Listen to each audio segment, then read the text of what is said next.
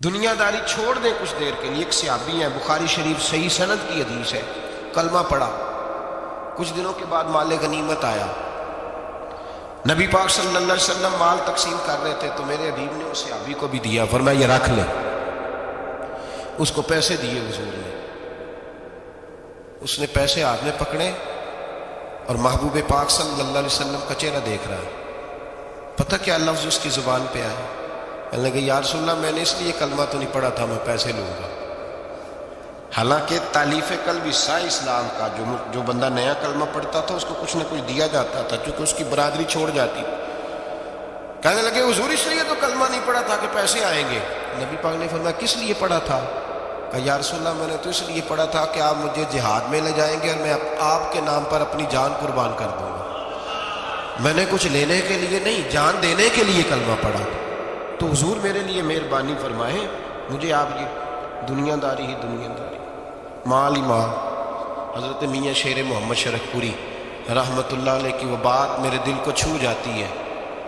ایک آپ سے شخص آ کے کہنے لگا حضور میں پہلے غریب تھا فلاں جگہ میں نے، ہاں یہ بات بالکل درست ہے کہ شیخ جو کامل ہوتا ہے وہ دعا کرتا ہے اللہ کی بارگاہ میں، یا اللہ یہ میرے پاس آیا تو اسے کوئی کمی بھی نہ رہے، کوئی بھی نہ رہے. یہ تو اس کی اپنی درویشی ہے نا کہ وہ یہ بات کہے، تو اپنا رنگ ہے اس کا.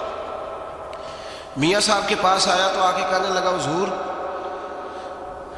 میں فلانے آدمی کا مرید ہوا، ایک کارخانہ تھا اب 4 ہو گئے. تو آپ فرمانے لگے تیرا تو بیڑا گرک ہو گیا، چاہیے تھا تیرا ایک بھی چھڑاتے، تجھے اللہ اللہ پہ لگاتے، تجھے اور بھسا دیا دنیا میں.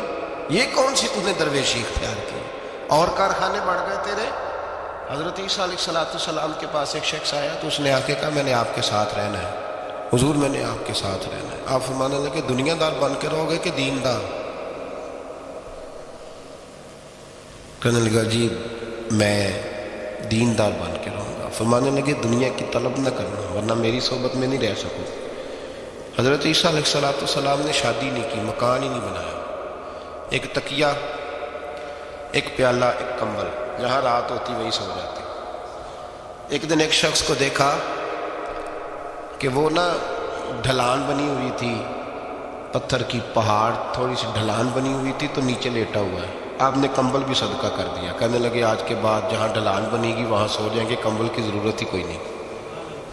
کچھ دنوں کے بعد ایک شخص کو دیکھا کہ وہ اپنے ہاتھ کا تکیہ بنا کے سویا ہوا ہے، تکیہ بھی خیرات کر دیا. کہنے لگے اس کے بغیر بھی گزارا ہو سکتا ہے. کچھ دنوں کے بعد دیکھا کہ ایک آدمی چلو میں پانی پی رہا ہے، پیالہ بھی اللہ کے راستے میں دے دیا. کہنے لگے چل جائے گا کام اس کے بغیر. پر میں دنیا دار بن کے نہ آنا. کہنے لگا نہیں صاحب میں دیندار بن کے آؤں. جناب عیسیٰ علیہ السلام نے رکھ لیا. آپ پہلے دن ہی کہنے لگے چل آ جا روٹی کھا لے. 3 روٹیاں منگائی، اس کو ساتھ بٹھایا. فرمانے لگے میں تو ایک کھاؤں گا، تو کتنی کھائے گا؟ کہنے لگا جی میں بھی ایک ہی کھاؤں گا. ایک روٹی اس نے کھا لی، ایک آپ نے کھا لی. تیسری روٹی چھوڑ کے جناب عیسیٰ علیہ السلام دریا کنارے وضو کرنے چلے گئے. واپس آئے تو روٹی کوئی نہیں تھی. اللہ کے نبی تھے، جان گئے. رب کریم کا بندہ بھی جان جاتا ہے.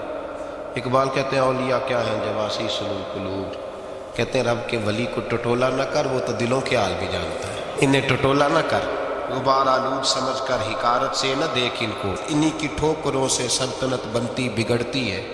اور اقبال کہتے ہیں نہ تیغ و تیر میں نہ لشکر و سپاہ میں، نہ تیغ و تیر میں نہ لشکر و سپاہ میں. کہتے ہیں نہ تلوار میں نہ تیر میں نہ لشکر میں نہ فوجوں میں، نہ تیغ و تیر میں نہ لشکر و سپاہ میں ہے جو بات مرد کلندر کی بارگاہ میں ہے، جو بات مرد کلندر کی بارگاہ میں. تیسری روٹی کدھر ہے؟ کہنے لگا حضور مجھے نہیں پتا. فرمانے لگے تجھے پتہ ہے پر تو بتا نہیں رہا. کہنے لگا مجھے تیسری روٹی کا پتہ.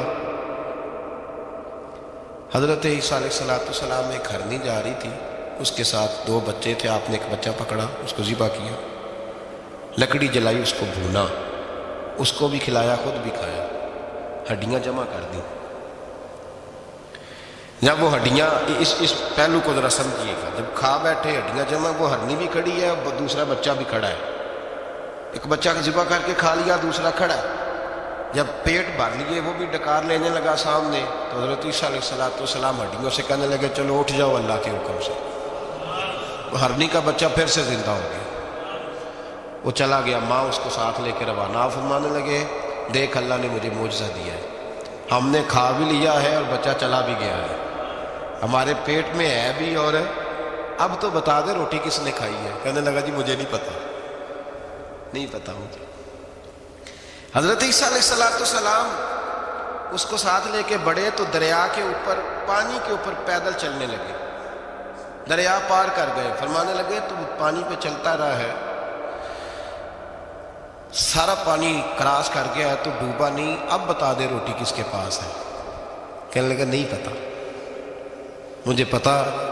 اللہ اکبر، وہ کیا خوب لفظ کہہ گئے سجادہ نشین حضرت پیر میر علی شاہ صاحب رحمۃ اللہ علیہ، بے قدراں کچھ قدر نہ جاتی، کھیتی خوب تسلی ہو، اے دنیا دار پجاری زر دے، کتیاں دے گل ٹلی ہو۔ سارا دریا اتنا بڑا دیکھتے ہیں لوگ جو آتے ہیں نا درویشوں کے پاس، بڑے رنگ دیکھتے ہیں پر بدلتے نہیں، رنگ بڑے دیکھتے ہیں پر اپنے آپ کو تبدیل ہے۔ وہ پانچ فقیروں کسے نہیں مارے آئے ہوئی چور اندر دا ہو، دیکھتے بڑا کچھ ہے بدلتے نہیں، نہ بدلا۔ حضرت عیسیٰ کہنے لگے منوا کے میں بھی چھوڑوں گا، تو مانے گا۔ آپ نے نا ریت کٹھی کی، ریت 3 حصوں میں ریت جمع کر لی اور پھر اس پر کچھ پڑھ کے پھونکا تو وہ سونا بن گئی۔ 3 ڈھیریاں تھی ریت کی، پھونکا تو سونا بن گئی۔ آپ فرمانے لگے یہ سونا تیرا، ایک ڈھیری تیری، ایک میری، اور تیسری اس کی جس نے تیسری روٹی کھائی ہے۔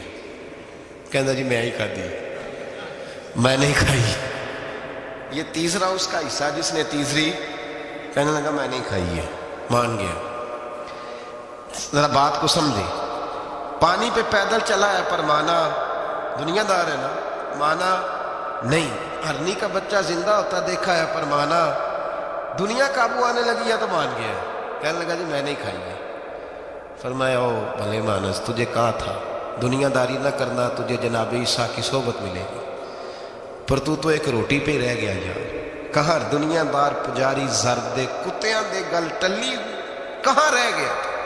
حضرت میاں محمد بخش صاحب رحمۃ اللہ تعالیٰ علیہ کو ایک شخص لے گیا ٹانگے پہ بٹھا کے، ٹانگے پہ۔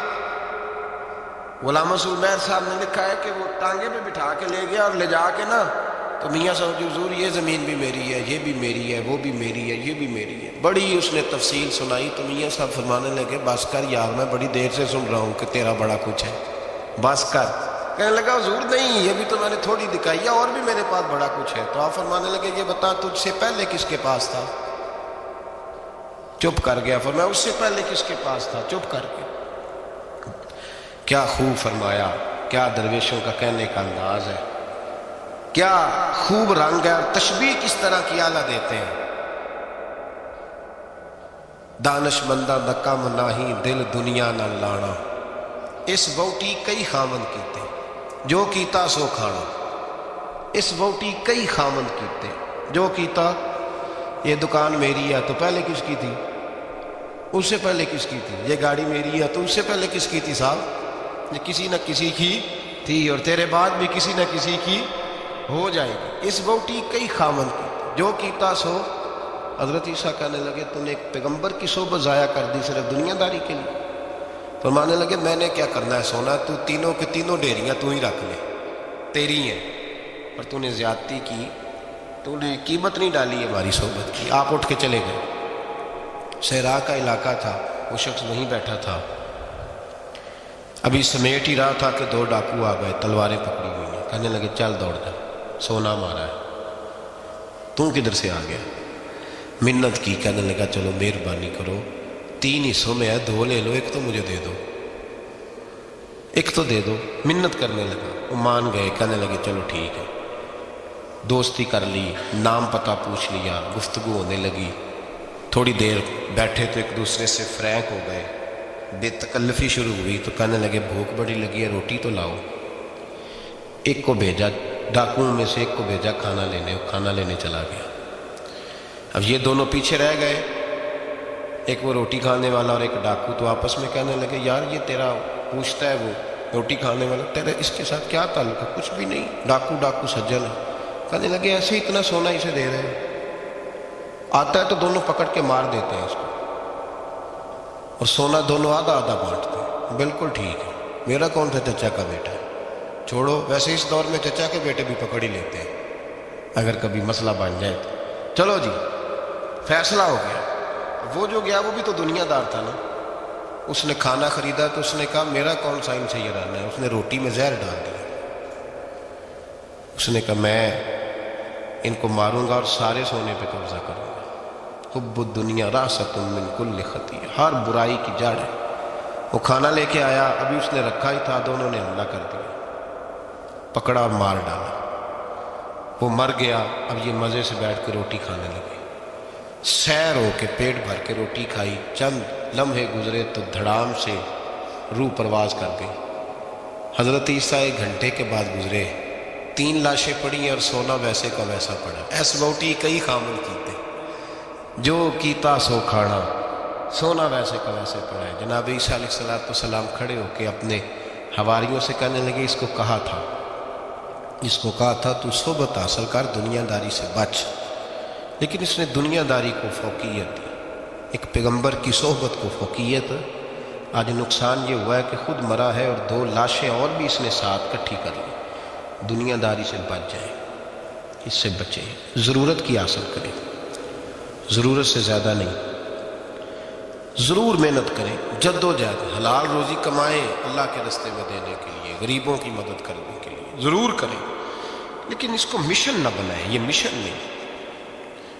اگر آپ نے صبح سے لے کے شام تک 3 گھنٹے وقت گزارا ہے تو پھر آپ کا 2 گھنٹے اگر دنیا میں گزرے تو 1 گھنٹہ دین میں گزرنا چاہیے نا، ورنہ آپ کا دن ضائع ہو گیا۔ کم از کم تیسرا حصہ تو دین کو دو۔ ہمارے بزرگوں نے ضمناً دنیا داری رکھی، ضمناً کہتے تھے ہم تو اتنی روزی کماتے ہیں کہ کمر سیدھی ہو سکے۔ ایک تو میرے عزیز یہ یاد رکھیں کہ اپنے ہمہ وقت زندگی کو دنیا کو ٹائم نہ دیں، دنیا کو اتنا ٹائم دیں جتنی کہ اس کے لیے۔ حضرت علی المرتضیٰ رضی اللہ تعالیٰ عنہ کا ایک فرمان یاد رکھیں، آپ فرمایا کرتے تھے میں دنیا کے لیے اتنی محنت کرتا ہوں جتنا میں نے دنیا میں رہنا ہے، اور آخرت کے لیے اتنی محنت کرتا ہوں جتنا میں نے آخرت میں۔ جو آدمی 500 سال پہلے فوت ہو گیا تھا وہ کہاں ہے؟ ابھی قبر میں۔ زندگی کتنی گزار کے گئی؟ 60 سال 70 سال۔ تو جتنا دنیا میں رہنا ہے اتنی اس کے لیے جدوجہد کریں، جتنا جانا ہے اتنا جانے کے لیے محنت کریں، اپنے آپ کو ضائع نہ کریں۔ اور یہ جو اللہ اللہ سیکھ رہے ہیں لوگ درویشی کے راستے پہ، ان کے لیے تو موت ہے، یاد رکھیں۔ جتنا زیادہ دنیا کی طرف جائیں گے اتنا، دیکھیں نا، اللہ تعالیٰ شراکت کو تو پسند فرماتا ہی نہیں۔ اگر آپ نے، اور پھر میں نے کہا کہ جس بندے نے، اس نے نماز پڑھتے بھی یہی سوچا ہے کہ میں نے نکل کے پیسے لینے ہیں، کیا اس نے حاصل کیا؟ اپنے آپ کو خوددار رکھیں، کبھی کسی موقع پر کسی بھی لحاظ سے اپنے آپ کو دنیا داری کے معاملے سے کمزور ظاہر نہ کریں، اور دنیا کا پیار جہاں آ گیا وہ ختم، طریقت ختم۔ اگر آپ کی جد و جہد، اور یاد رکھ لیں آپ روحانی طور پہ مریں گے جس دن توجہ دنیا کی طرف کر لیں، اللہ اللہ کی لذت ضائع ہو جائے۔ اور پھر ایک اور بات لکھ لیں، تجربے کی روشنی میں عرض کر رہا ہوں، لکھ لیں اس کو کسی جگہ، کسی ایسی جگہ نقش کر لیں جہاں سے کبھی مٹے نہ۔ ہم نے اپنے بزرگوں کی صحبت میں رہ کے ایک تجربہ سیکھا ہے، جس کی پیسے کی طرف توجہ ہوتی ہے پیسے اس کے آگے دوڑنے لگ جاتے ہیں، وہ دوڑتے ہیں، تو تھک جائے گا، ان تک پہنچ نہیں سکتا، تھکا کے ماریں گے تمہیں پیسے، اور تو اپنا چہرہ پھیر پیسوں کی جانب تیرے پیچھے دوڑنے لگ جائیں گے، پیچھے پیچھے دوڑیں گے، بھاگتے پھریں گے تیرے پیچھے، بھاگتے ہیں پیچھے۔ لوگ کہتے ہیں نہیں رہنے دو، ضرورت نہیں۔ دنیا کا مزاج ہے، جو دنیا کے پیچھے بھاگتا ہے اس کے آگے بھاگتی ہے، اور جو منہ موڑ لیتا ہے اس کے پیچھے لگ۔ درویشی اختیار کرنے کا ارادہ تو کریں، ہم پروگرام ہی نہیں بناتے، ہمارا ارادہ ہی نہیں بنتا، ارادہ تو کریں۔ اور بھائی جس دن ارادہ ہو جاتا ہے اسی دن اللہ نوازنا شروع کر دیتا ہے، جس دن ارادہ ہوتا ہے اسی دن اللہ کہتا ہے چل کھول گیا، وَيَرْزُقْهُ مِنْ حَيْثُ لَا يَحْتَسِبُ، اب تجھے وہاں سے دینا جہاں سے تیرا کبھی گمان بھی نہیں گیا ہوگا۔ اس لیے میرے بھائی توجہ اللہ کی طرف، خبردار یہ دنیا داری جتنی اس کی ضرورت ہے اس کو اتنا کرو۔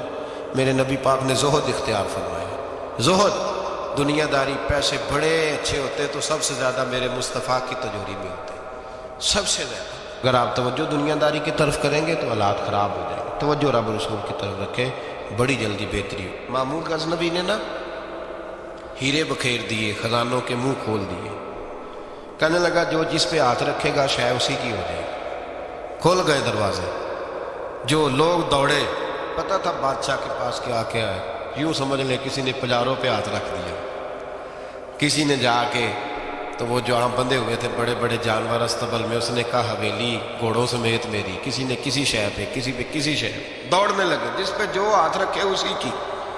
ایاز بڑا سیانہ تھا، پیچھے سے اٹھا، دھیما دھیما آ کے تو محمود غزنوی کے کندھے پہ ہاتھ رکھ دیا۔